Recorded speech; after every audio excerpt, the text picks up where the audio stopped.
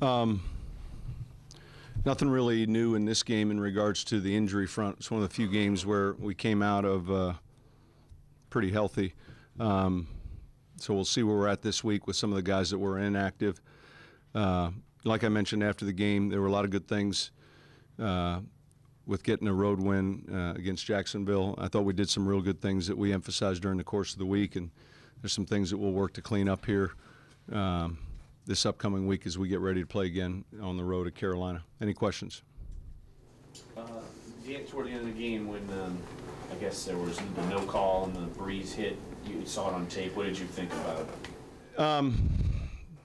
Yeah, I mean, I just finished reviewing it a couple times, and obviously he was down, and there was contact after the hit, so it should have been flagged.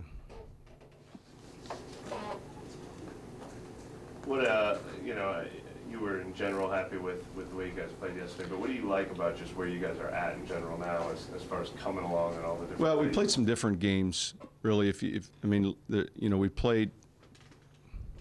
We played 4 different teams, obviously. A couple real good offenses, and we played some good defenses. We found a way to win. I thought the time of possession yesterday was important. Third downs again were important, and I thought in the second half defensively we had some key stops which were critical in this win.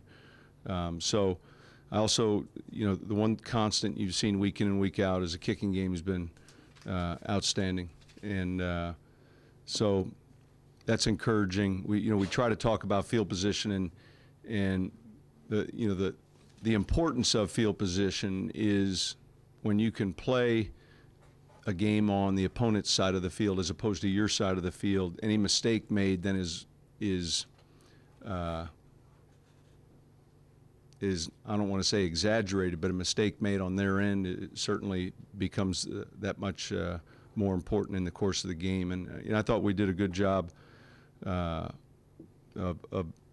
handling the fronts. We challenged both the offensive line and the defensive line in this game, and I thought they came up and played well.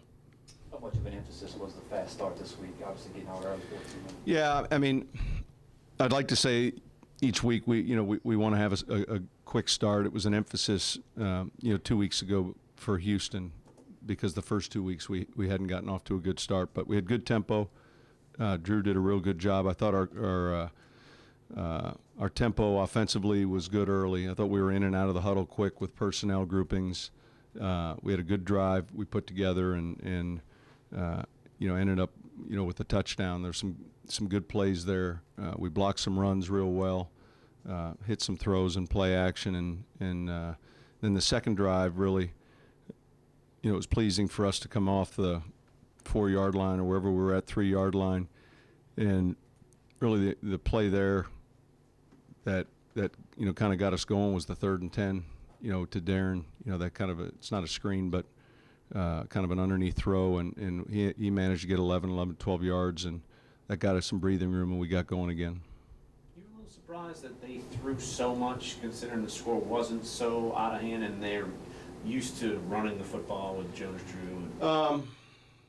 Yeah, a little bit. I think that conventional wisdom was that we were going to see a heavy dose of the runner. I'm sure they probably felt that we were preparing in that way as well, and they wanted to get, see if this young quarterback could give them some plays, and to some extent he did. So nothing surprises you, but certainly I think all of us watching, myself included, felt like we'd see more than 3 carries, for instance, in the first half from the runner. I don't know how much attention you pay to the team you've already played, but if you look at Green Bay yesterday and you see them going score by quarters, 14, 14, 14, and they're obviously capitalizing on just about every trip inside the red zone. Do you say that's the difference right there? We have too many threes because we're getting in the red zone as much as anybody. Yeah, we don't week to week make that comparison, because. Why don't we just? Yes, yeah, I think we just look at how can we maximize in our potential, and I think most importantly it's scoring. A week ago I don't even pay much attention to the total statistics, but we're second in the league in scoring behind New England. And so I think more importantly is each game, how do we win each game? And so we don't draw a cross-analysis comparison, with another team. Certainly we recognize that they're one of the better teams in this league. And I think most importantly for us is maximizing the things that we feel like we can do and not burying our head in the sand. And a lot of times with a win, it's easy to just move on to the next week. What's critical is the corrections are made and we look closely at, hey, how can we be better? We left some points on the board. We left some opportunities, as you alluded to, on the board. And I think that's the most important thing, so that we are improving, we're able to take advantage of that, because we're going to play in a closer game where, that can be significant. How important are Sean Payton and a lot of groups of wins, like 3-game win streak in this league, especially after you guys start out 0-1 to start? Well, I think this isn't an obvious statement, and yet somewhat to some degree it is.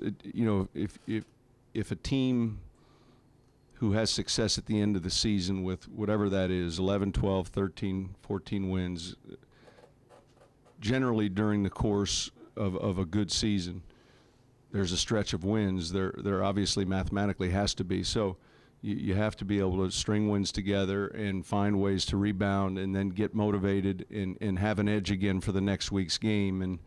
And we've been here, and you guys have seen seasons where just when we feel like we're making some progress, then all of a sudden there's a setback, and then there's some momentum, and it's hard to do that way. So yesterday was the first game of a stretch of 3 road games, and we try to just look at each one independently, but certainly we put a value on a win like that on the road. And you talk about trying to generate the emotion for the next week. Is it just a cliche, or does it go without saying in that locker room that when you guys play NFC South opponents, especially on the road, that motivation is not going to be any? Yeah, I think so. I mean, I think the most important thing for us always to never lose sight of just of trying to deal in the truths with the opponents we're playing with our team, and the strengths and the weaknesses, what they're going to see on tape, what we've seen on tape, and then you fall back on the leadership and the experience that we have, and the, that will to win, if you will. So, I think that's the challenge each week mentally. I mean, that's the challenge for us as coaches. That's the challenge for players, is that consistency in that next week's challenge, and finding ways to understand what needs to be done for that game. And sometimes that's different than the prior week or the upcoming week. In other words, there are some emphases or points of emphasis that might be entirely different to win that game, and yet we've got to be able to adjust during the course of the game. But last week was a good example where we felt we were going to get a lot of 7-man fronts from their defense, and that it was going to give us some opportunities to run the football, and that was an important statistic for us. That number of rushing attempts, total rushing yards, time of possession, we felt those were all things that were important in that game, and they ended up being so. Probably been asked this 5 times today on the radio blitz tour, but Cam Newton, obviously, how challenging is that? Vastly different than probably the Carolina teams you. Yeah, I mean, it's a lot different. He's number one. I think they've in a short period of time have really put together a plan that fits his strengths. The thing that challenges your defense with him are the extended plays. He's strong. He's big in the pocket, and I think there's that leadership ability that you see that's contagious with the offensive players that are on the field. The route's never covered. It's going to be open at some point, and so he's gotten off to a great start. Certainly for a rookie coming off of a lockout who just kind of entered training camp in the fall. That's a quick turnaround, really, when you look at the time frame they had to put in the offense. So without having studied all the tape and just begun the process, he's a handful, especially at Carolina. Who does he compare to? Is he like Roethlisberger? Well, he's got, you always, I mean, Ben's a hard sack. Yeah. And Ben's a big physical player that you can get hits on him, free rushes on him, and they don't necessarily equate to sacks, and certainly that would be the case with Cam. He's younger with more speed and more of a run threat, I think, than Ben.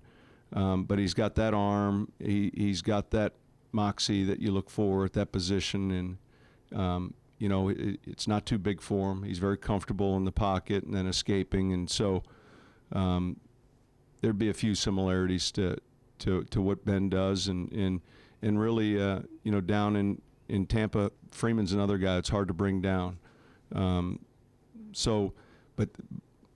But Cam is a guy that really can beat you.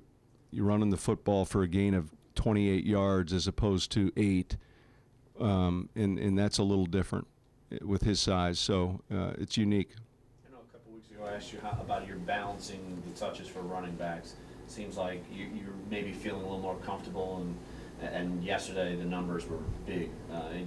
How have you felt week to week? Good. I think each week, we try to pay attention to it. We look at it. We try to make sure they're fresh, and again, we continue to look at the self-scout and make sure that there's some uniqueness each week that maybe we hadn't shown.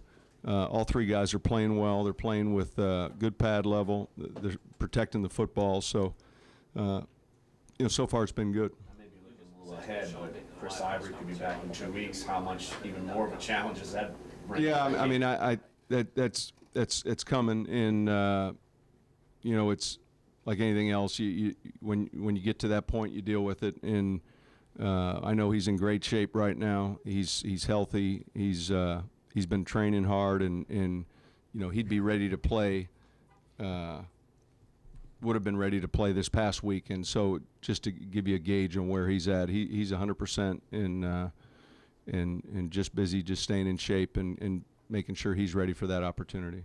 What are some of the keys to a running by committee approach, if you will, as opposed to the more workhorse approach? I don't know if there's one specific key. It's really what's best for your team. I think we said last week, and I said it last week, is just trying to really find the things that the players do best and put them in those positions. I think that's the responsibility for us as coaches is to try to each week look at our personnel available and try to, when the game's over, say, hey, did we give them an opportunity to do with their skill sets, the strengths of what they do well, and so that's what we try to pay attention to, and it can vary, based on the core of runners. The three guys that are playing right now for us, Pierre, Darren, and Mark, are uniquely different in some respects, and yet there's some things that all three of them we're very comfortable with if they're running. All three of them are smart. They know how to block our protections, and so we're not handcuffed that way. And you saw plays yesterday in the nickel with one of the bigger backs, Pierre, Mark, and then you saw some plays in the base with Darren. We just try to keep mixing it and making sure that each week that they've got a good vision for what they're going to do. Were you ever at all concerned about, how do you keep them all equally engaged and sharp throughout the game when they're not getting maybe as many touches as they might like? I think we try to pay attention to that. That we try to be mindful of, hey, how are they doing, and do any of them need any rest, and so we Brett pays attention to their snaps and their touches, and periodically I'll ask him, where we're at with certain things. Yesterday came up and just, check with him. So, it's something that there's a lot that goes into it, and you just don't come away from the game saying, well, it worked out all right. It came out okay. There's a lot that goes into that to make sure that it comes out with balance and without tendencies. When Sproles was coming out of college, and was that 05 maybe, or 05 or 04? I was in Dallas. Do you remember your? All I remember I remember Parcells had gone to the Senior Bowl to scout that game, and we didn't go. We were back in the offices, and he came back raving about this running back. And you have to know Bill a little bit in regards to his scouting thoughts. You know, he's a size, speed guy, and was brought up in that mold with the Giants. But he would say today the one position that's just a production position is the running back. That, you know, history has shown they've come in all shapes and sizes. But his feeling coming back from the Senior Bowl, he said the best player at the Senior Bowl was the running back at Kansas State, and it almost floored all of us because it was the first time we'd ever heard him rave about a player that was undersized. And I think that Darren's done a ton of good things, and it's interesting to see him grow in our role here. And you know, he's handling the runs well and the passes, and there's a good mix with both he and Pierre, and then Mark.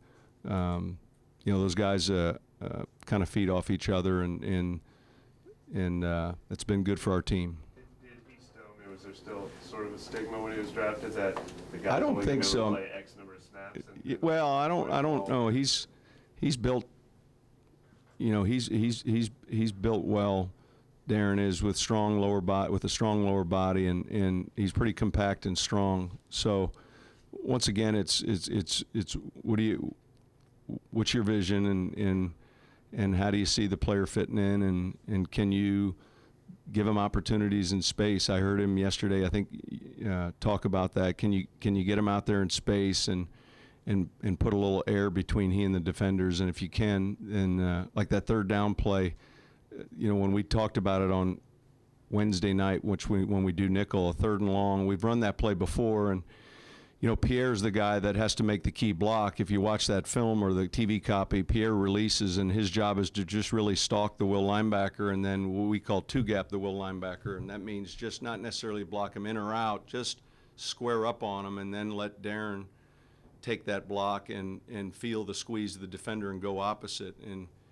And so it's one of those plays where at that point, you know, it's 3rd and long, and there's kind of little risk and a lot of reward. If he doesn't get it, we punt the ball. But the zone is so deep that you risk throwing into that deep zone, you risk turnovers. So you throw underneath it, and then you really predetermine who's blocking for you. And Pierre did a good job of two-gapping the will linebacker, and then, you know, at some point you just hold on, and here we go. And that's really what happened with Darren's play there. So there would be a good example. Sean, what was the plan yesterday with Tracy Porter and Marcus Colston? Both had a similar plan. We were going to try to get Tracy the nickel snaps and Colston some of the nickel and some of the red zone. So I don't have the final pitch count on either players, but I know going into the game we were anxious to get them playing time, and yet we were going to be kind of mindful of how much. And I know in Tracy's case it was the nickel, and Marcus we had some plays in the base. We had a handful of plays in the nickel and red area, and you know, we'll continue to look at that now. They're next week back after playing, and you know, that first week we're just always careful. We did the same thing with Lance when he came back versus Chicago. He played, and yet he played on a limited basis just to get him up to speed, and we just wanted to make sure there weren't any setbacks. Thanks.